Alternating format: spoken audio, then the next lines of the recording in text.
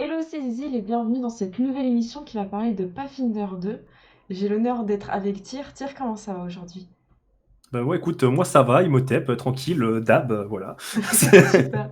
Alors avec cette émission, on va parler précisément de Pathfinder 2. On va aborder la création de fiches, le système de jeu, la magie, le combat. Et le but, c'est d'apprendre à jouer et masteriser en s'amusant tous ensemble. Et Tyr, est-ce que tu peux te présenter un petit peu à nous? Quel est ton rapport à Pathfinder? Pour me présenter, je suis Tyr. Vous pouvez me retrouver sur mes différents réseaux sociaux. Pour commencer, donc ma petite chaîne Twitch, TyrPGM, TIRPGM, attention, c'est marqué normalement juste là. Mm. Ma chaîne YouTube, TyrJDR, qui doit être là. Et moi, on dit mon Twitter, où de temps en temps je C'était là. poste mes futures parties qui sont là. Normalement, je suis bon. Voilà. Bah, c'était l'inverse, mais il n'y a pas de souci, l'icône est là. Je crois que tu as commencé avec Pathfinder 1, le jeu de rôle. Alors oui, pour me présenter, donc moi je fais du JDR depuis bien depuis 4-5 ans. J'ai commencé environ quand le joueur du grenier a commencé lui sa partie d'aventure. C'est ça qui a donné un petit peu envie à tous mes amis d'essayer, et du coup ce qui a fait que j'ai essayé. Et j'ai commencé avec le système Pathfinder 1, qui est celui que j'ai dû le plus toucher avec les années en fait. Ça fait 5 ans que je joue et que je visite du Pathfinder 1. Et depuis la sortie de Pathfinder 2, du coup, le 1er août 2019, je suis passé à ce nouveau jeu. Et vous pouvez aussi me voir sur 90% C'est des, vrai. des vidéos ici. Est-ce que tu peux nous parler de Pathfinder 2? Alors, Pathfinder 2, du coup, c'est le nouveau système de JDR qui a été sorti par Paizo, qui ont créé Pathfinder 1, entre autres, et Starfinder. C'est un système de JDR qui est principalement quand même axé sur les combats et qui a un système, en fait, de personnalisation pour la création de ton personnage que je trouve tout simplement excellent, en fait. Pour parler un petit peu historiquement, donc Pathfinder, on va parler un petit peu de Pathfinder 1 pour aller sur le Hmm. 2. Pathfinder 1, c'est un système qui est à la base dérivé de D&D 3.5, donc qui comprend le système de personnalisation de D&D 3.5 à base de dons, de magie, etc. Et en fait, le système Pathfinder 2, du coup, lui a décidé de partir de ce principe-là, mais de totalement en fait le modifier, ce qui fait que maintenant Pathfinder 2 est un système qui n'a plus rien à voir en fait avec le 1. Donc, concrètement, c'est un système qui est assez permissif au niveau de la, comme je disais, au niveau de la personnalisation de personnage, qui permet, voilà, Pathfinder 1, enfin avec Pathfinder 1, vous pouvez faire à peu près ce que vous voulez, mais on va dire que vous avez rapidement possibilité de aussi faire un peu n'importe quoi et des choses D'accord. qui, d'un point de vue règles, sont limites. Il y a beaucoup trop de bouquins de règles et on va dire que le 2 a un système en fait de personnalisation où vous pouvez choisir du coup votre personnage, donc votre race. Vous pouvez être un humain, un elfe, un nain, un ange, un démon, ce que vous voulez. Et du coup de classes. Donc là, au D'accord. niveau des classes, vous pouvez choisir d'être un guerrier, un magicien, un voleur, un barde, etc., etc. Et ce que j'aime beaucoup chez Pathfinder 2, contrairement du coup à son concurrent direct qui va être Donjons Dragon 5, et 5e édition, c'est son système de personnalisation des Hmm. personnages qui fait qu'en fait, il y a un système. Vous avez votre classe principale, qui est du coup guerrier, mage, etc. Et vous avez un système en fait de personnalisation qui fait que tous les 2 niveaux, vous pouvez choisir du coup un don de classe. Donc ça va être une capacité, par exemple, pour les guerriers, il y a une capacité pour taper plus fort. Pour les D'accord. magiciens, une capacité pour avoir un familier ou pour lancer ses sorts de plus loin. On va dire pour un voleur, ça va être une capacité pour, on va dire pour tromper les gens, etc., Mhm. etc., selon sa classe. À côté de ça, vous pouvez choisir en fait une capacité de votre classe ou ce qu'on appelle un don d'archétype. Et avec ces dons d'archétype, en fait, là, vous pouvez partir sur, par exemple, prendre un magicien et se dire d'un coup, à ce niveau-là, je ne vais pas me prendre une capacité de magicien, mais une capacité de guerrier. D'accord. Et c'est cette personnalisation qui fait que tu préfères le 2 au 1 finalement? C'est ce système de personnalisation, on va dire que le 1 permettait aussi de faire ce genre de choses, mais ça partait un petit peu en vrille. Là, Hmm. dans le 2, c'est vraiment cadré. Tu peux te faire ton personnage. Tu as envie de te faire ton magicien, mais qui a une grosse armure et qui va se taper avec une épée quand même. Tu vas faire ton magicien. Il va avoir sa grosse armure. Il va aller se taper à l'épée. Mais on va D'accord. dire que ce sera pas non plus, il sera pas non plus aussi efficace à l'épée que le guerrier. D'accord, ça reste logique d'avoir un guerrier qui est plus fort qu'un magicien avec une arme, par C'est exemple. ça. Mais voilà. Et à l'inverse aussi, tu peux faire ton guerrier qui fait de la magie Donc ça te permet ou d'avoir ton. un panel plus grand de capacités, et en même temps, à chaque fois que tu fais un guerrier, tu vas pas toujours avoir le même guerrier, puisque tu peux le Ah, disons personnaliser. Disons que là, oui, quand tu fais un guerrier, du coup, tu peux. Rien que dans la classe du guerrier, déjà, tu as pas mal de choix disponibles de guerriers, sachant que tu vas faire tous les 2 niveaux, tu vas faire un choix de capacité, quoi. Donc, 2 guerriers de base n'ont pratiquement rien à voir entre eux. Mais alors, si en plus, tu commences à aller chercher des archétypes pour te faire un Hmm. guerrier qui va avoir des capacités de voleur, de magicien, de barde, D'accord.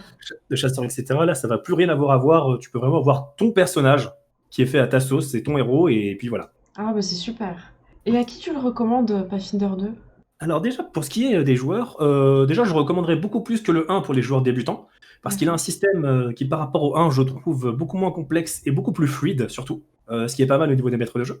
Je recommande aussi pas mal à ceux qui aiment dans le JDR, ceux qui aiment bien faire des bons combats bien épiques et bien drôles, Mm. parce que Pathfinder historiquement c'est beaucoup de bons combats. Et là, le 2, il y a moyen aussi vraiment de s'éclater, avec pas mal de capacités de classe. Je citerai par exemple, pour s'amuser, le Bard, qui a un petit sort assez marrant, qui permet de faire des petits clones, qui permet en fait de bien embêter tes ennemis. Par exemple, tu peux invoquer une créature illusoire, mais rien ne t'empêche que la créature illusoire ait exactement l'apparence de ton personnage, pour faire un clone de toi-même, Naruto. Voilà. Et tu C'est peux le cool. faire parler, tromper tes ennemis, l'utiliser pour qu'il tire des flèches, pour qu'il embête tes ennemis, pour qu'il les frappe, etc. Et tu as pas mal d'autres capacités comme ça avec à peu près toutes les classes pour pouvoir bien t'amuser en combat. Et bien aussi réfléchir à des petites stratégies ou des petits tours à faire à tes ennemis, quoi. Bah, c'est super. Écoute, je te propose de faire une petite démonstration pour montrer de quoi il en retourne dans un combat avec un personnage débutant et une joueuse débutante sur Pathfinder 2. Eh bien, on va pouvoir faire notre petite démonstration. Oui. C'est parti. Tiens, est-ce que tu peux m'expliquer quel est le personnage que tu m'as préparé pour cette démonstration? Pour raconter la petite histoire, donc toi, tu es Valeros. Donc, tu es un jeune guerrier de niveau 1. Hein. Je vais montrer, voilà. Voilà l'apparence de Valeros. Je vais voir un guerrier fringant portant épée et bouclier, un arc dans le dos, une belle armure. Tu es arrivé en barque ici, dans cet petit endroit. Tu recherches actuellement la taverne. Hein. Tu as d'ailleurs sur toi ta chope de prête, au cas où quelqu'un t'offre un verre. Vous pouvez C'est la voir beau. sur, vous pouvez la voir sur son avatar. Hein. Il a vraiment une chope Oui. derrière son bouclier. Tu es actuellement dans ta barque. Tu viens d'arriver tu viens d'arriver du coup sur cette côte. Et il pleut. Genre vraiment, c'est nul aujourd'hui. Voilà, il pleut, il y a des nuages, il y a un temps pourri. Va falloir faire avec, malheureusement. Je suis désolé, Valeros. Tu es actuellement en fait à la recherche d'une taverne. Tu as trouvé un petit ponton à côté de ton bateau. Eh bien, j'attache ma Et barque pour pas qu'elle s'enfuit avec le courant et je vais directement vers la taverne la plus proche, hein. voilà, donc tu vois une petite maison. Mmh. Tu te dis que tu pourrais chercher la taverne. Et alors que tu recherches cette maison, tu entends des Oui, petits bruits, des petits gni gni gni gni gni gni gni. je m'approche, hein. Voilà, tu t'approches. Alors, basiquement, ce qui vient de se passer, c'est que je viens de lancer du coup un jet secret de Mmh. perception pour Valeros. Donc, j'ai fait 16. Voilà, normalement, je ne suis pas censé lui dire qu'elle a fait 16 en perception, D'accord. mais bon, pour la démo, voilà. J'ai fait 16 en perception, et ce qui se passe, c'est que ça dépasse du coup les jets de discrétion des deux ennemis qui sont en face, qui fait que tu repères, tu entends en fait des petits gni gni gni gni gni gni, Mmh. des bruits suspects qui ne te plaisent pas trop. Ça n'a pas l'air d'être des humains qui discutent. Ça discute d'ailleurs dans une langue que tu connais pas, mais que tu pourrais éventuellement reconnaître si tu me réussis un petit jet de société. D'accord. Alors j'ai pris mon D20 avec moi, je le Voilà. lance Et et je fais 4. tu fais 4. Ok, très bien. Alors en société, tu as un bonus de 1, donc ça fait un résultat total de 5. Et Ah! malheureusement, ça te dit rien. C'est. Non, voilà, il parle dans une langue bizarre, c'est chelou. Je C'est sais pas pas ce trop que à quoi c'est. t'attendre. Eh bien dans le doute, est-ce que je peux dégainer mon épée? Dans le doute, tu peux toujours dégainer ton épée. Au pire, tu auras une épée levée devant des fermiers, mais Mmh, tu pourras toujours la regainer plus c'est tard, on ça. va dire. Tant que c'est pas un jour orageux, Ok. je dégaine mon épée, et je vais m'approcher un peu de ces bruits, que je comprends pas, si je peux. Tu peux t'approcher, oui, tu t'approches de ces Donc je bruits. vais Et descendre. là, boum, tu Oh! vois juste devant toi deux petites créatures. Oh là là. Tac, voilà, c'est la première fois que tu vois ça. Deux petites créatures avec des yeux rouges, bien rouges, des dents pointues, toutes vertes, avec de grandes oreilles, qui te regardent. Tu vois que celui-ci, du coup, il te regarde. Il commence à faire. Il regarde son pote le regarde, il lui met une tarte, et il te pointe du doigt. Et du Et coup, je là, me t'as son pointe du pote. doigt moi aussi, tu vois? En mode, «Qu'est-ce que vous me voulez à moi?» avec mon Ah oui, épée, du coup, dans l'autre main. là, tu te pointes du doigt. Ouais. Du coup, lui te pointe du doigt. Oh, Voilà, celui-là te pointe. Et ensuite, il va remettre une tarte à son pote, et son pote, il va sortir une épée. Et tu vois que lui aussi sort une épée. Et tu oh, vois qu'ils sont prêts à t'attaquer, les deux en même oh. temps.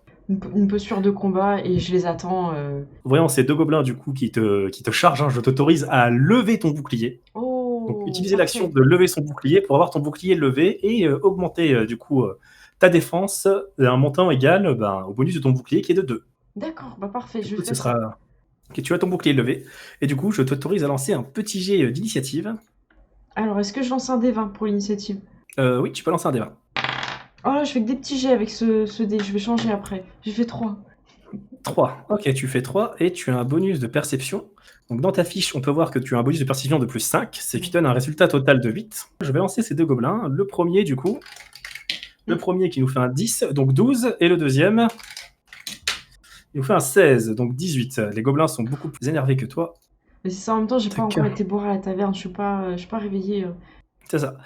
Bah, t'es pas été boire à la taverne, du coup t'es pas réveillé. Malheureusement pour toi, ça va être compliqué. Et nous allons du coup commencer ce combat. Chaque tour se divise en 3 actions. Les personnages ont 3 actions. Il faut savoir que se déplacer est une action, attaquer est une action. Voilà. Les personnages ont aussi des capacités spéciales. Chaque capacité spéciale coûte un certain nombre d'actions. Il faut savoir déjà d'une part que si tu attaques plusieurs fois dans un round, toutes tes attaques après la première auront un malus. La deuxième aura un malus de D'accord. moins 5. La troisième aura un malus de moins 10. Ok. Et toi, Valéros, au niveau de tes capacités spéciales, je vais te les dire. Hein. Tu as la capacité du coup Double Slice, qui est une capacité qui te permet simplement, quand tu as une arme dans chaque main, de frapper avec chacune de tes armes. Et il s'avère que tu as une bosse sur ton bouclier, qui fait que ton bouclier est une arme. Cette capacité en 2 actions, de pouvoir donner un coup avec ton épée et avec ton bouclier en même temps, et les malus aux attaques multiples ne seront comptés que quand tu auras fini ces 2 attaques. D'accord. Tu as cette action spéciale qui te permet de frapper sans malus au moins pour tes 2 premiers coups, et te manger un malus par contre de moins 10 si tu mets un 3e coup. Tu es un personnage de niveau 1, donc tu n'as pas trop d'autres réactions. Tu peux aussi lever ton bouclier en une action, et quand tu lèves ton bouclier, si un ennemi t'attaque, tu peux utiliser une réaction pour parer avec ton bouclier et bloquer les coups. Et j'ai combien de réactions par tour? Une seule. Très bien. Tu peux bloquer un coup avec ton bouclier si ton bouclier est levé, et il s'avère que là actuellement ton bouclier est levé. Donc tu as ce petit gobelin qui va se jeter sur toi. Ah, mets derrière mon bouclier. Voilà.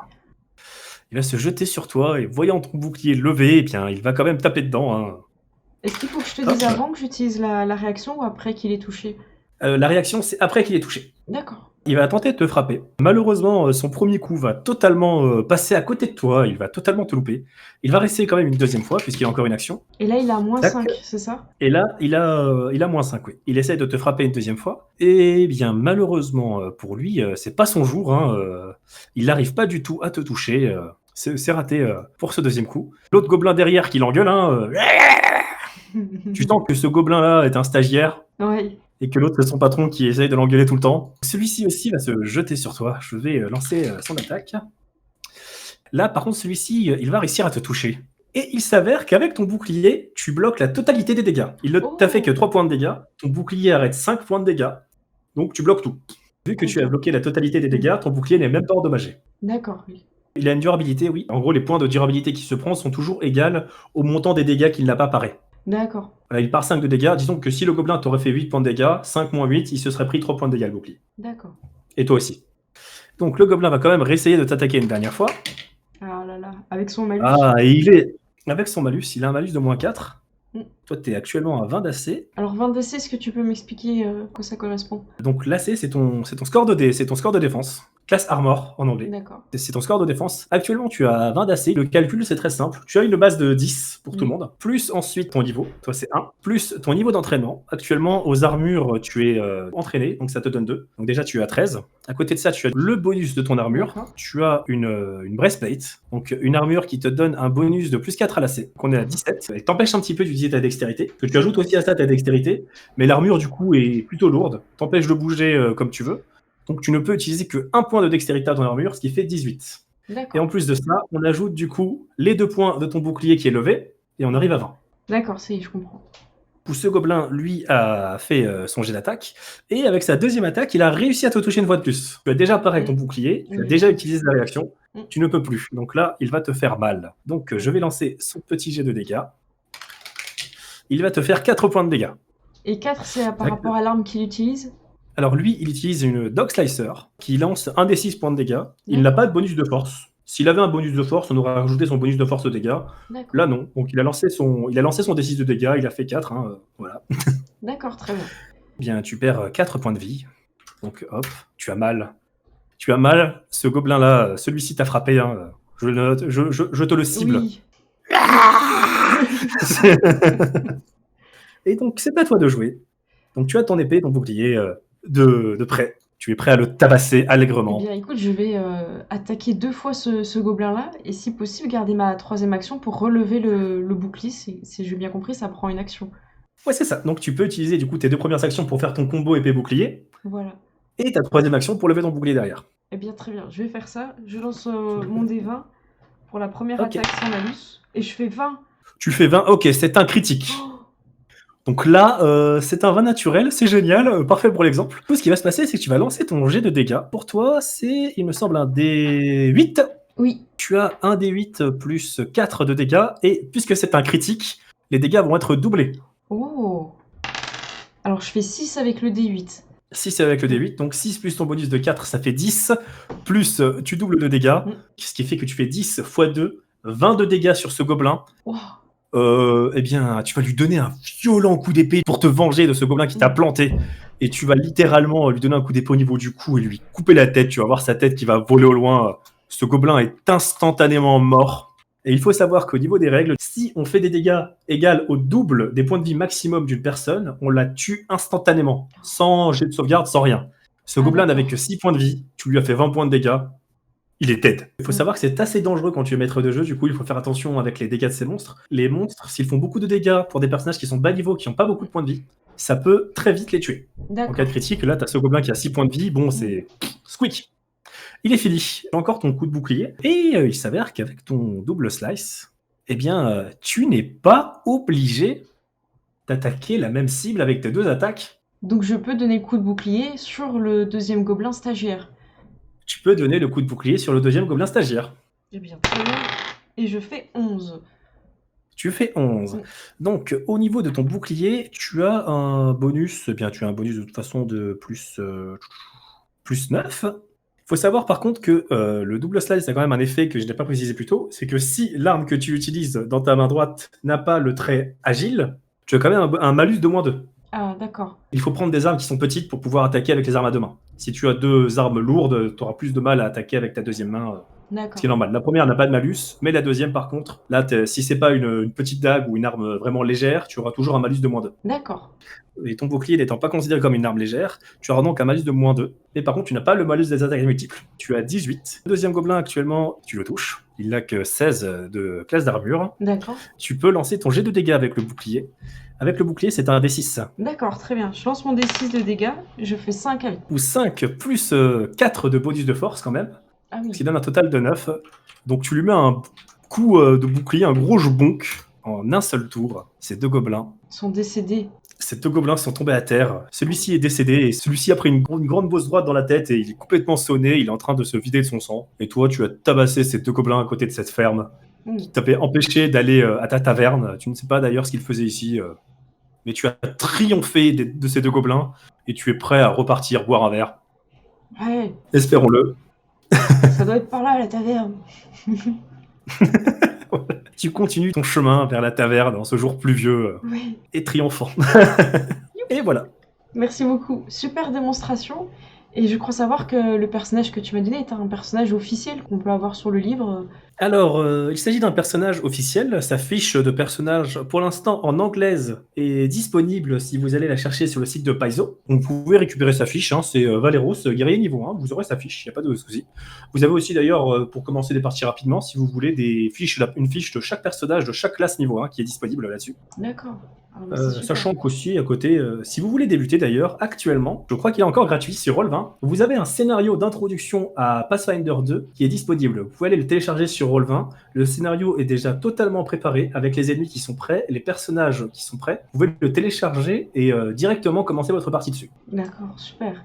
Et sorti de la ferme, tu vois cette jeune femme qui sort, qui voit que tu as vaincu les gobelins, et tu vois que dans sa main, elle a une bouteille de Ricard. Ah, mon ami. Merci de m'avoir aidé, hein. J'ai cru que ces gobelins allaient me tuer. Ah non, il est hors de question. Et vous n'allez pas boire seul quand même pour fêter ça. Oui, venez, je vais vous offrir un verre. Ah, je suis Valeros. Anna. Enchantée, Anna. Et je tends ma chope.